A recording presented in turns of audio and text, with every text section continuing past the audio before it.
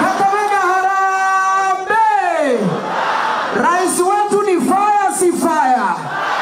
Rais wetu ni moto si moto.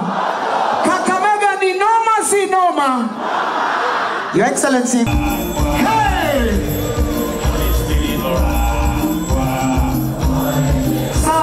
Sawa nije. Mulibaramu. Musangalile. Mwami Yesu isomi yue. Bwana Yesu asifiwe. Hebu nione kwamba mikono. Bwana Yesu asifiwe. Haya. I want to tell you, my friends, inawezekana in the next 25 or 30 years, Kenya to move from a third world country to a first world country. Inawezekana. Inawezekana. Let me give you 3 reasons why I believe inawezekana. Number 1, tulikubaliana tubadilishe savings ya nchi. Because you cannot invest if you do not have savings. You have nothing to invest. Ni mnanielewa? And that is why niliwaeleza before the election. Hii contribution yetu ya shilingi 200 kila mwezi kwa NSSF ni ujinga. I told you. It is the wrong thing. That is not what countries do.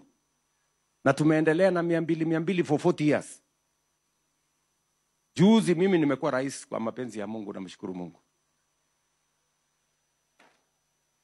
Nikasema hii nitanyorosha hii kitu. Nikaita baba yangu Watuoli. Namwambia, baba, hii maneno ya NSSF wewe ndio mdosi, lakini wacha tubadilishe. Pigeni makofi, huyu mzee aliniheshimu. Akaniambia, wewe kijana, you are the age of my son, ile umesema nimekubali. Mnajua mambo vile ilivyo sasa?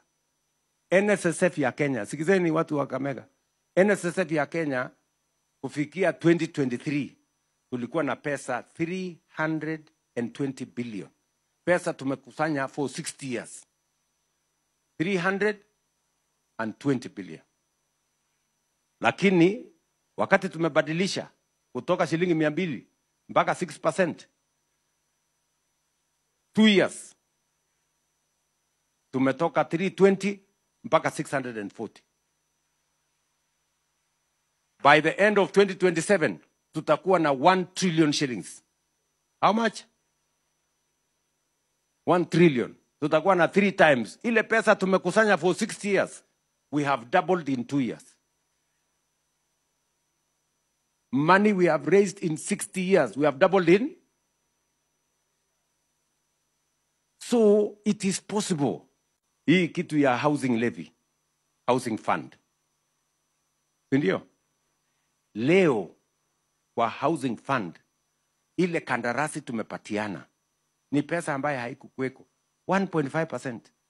Leo kwa housing fund tuko na kandarasi ya 620 billion shillings.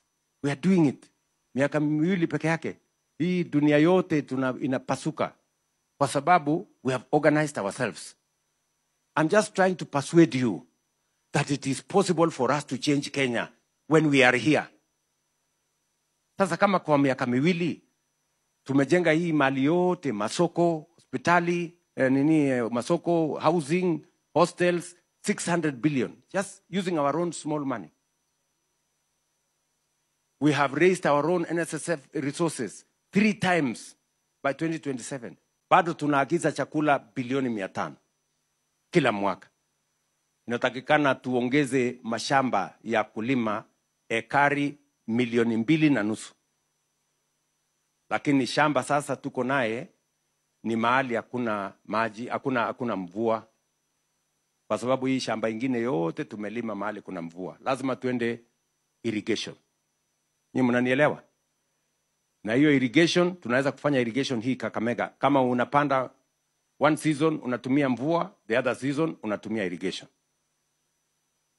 Tunataka kujenga dam hii hapa ya Bungoma Kakamega bulk water. Hiyo dam inahitaji bilioni 25. Sijui kama tunaelewana. Tunataka kujenga dam ya Highland Falls. Nimesema tunahitaji dams kubwa 50 Kenya. Tunahitaji 1.5 trillion ya kufanya hiyo kazi. Na hiyo pesa tutapata. Kama tulipata hii ya housing, hiyo ndio tutakosa. Hiyo pesa tutapata. Yes, mimi najua njia ya kupanga mpaka tupate hiyo pesa. Na mimi nakuja hapa kila siku sio kwa sababu ya matembezi. Mimi nakuja hapa kwa sababu ya mipango na miradi ya maendeleo, because tulikubaliana na Mheshimiwa Raila Amolo Odinga.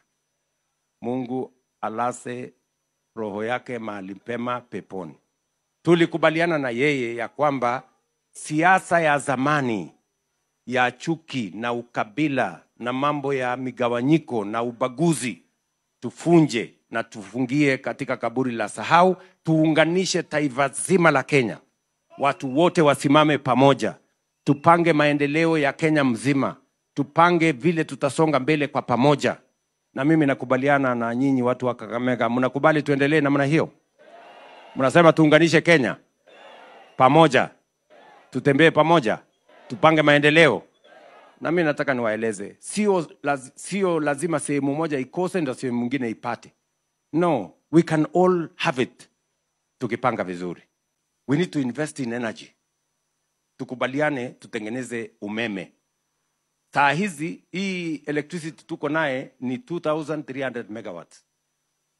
Saa hii tunaishi hapo. Si mnaona jioni mataa inazimika inawaka, mazimika inawaka. Ama ndio? Kwa sababu hatuna stima ya kutosha. Stima hii yetu ni kama ya kuomba. Nilikuwa Ethiopia. Meenda kufungua dam moja hapo, niliitwa na ule prime minister rafiki yangu wa kwani. Dam yao moja inatoa 5400 megawatts. Kenya mzima ni 2300 megawatts. Ni mnanielewa? We need energy 10,000 megawatts if we have to do industrialization and if we have to move Kenya to the next level, and we need close to 1 trillion shillings to be able to achieve that.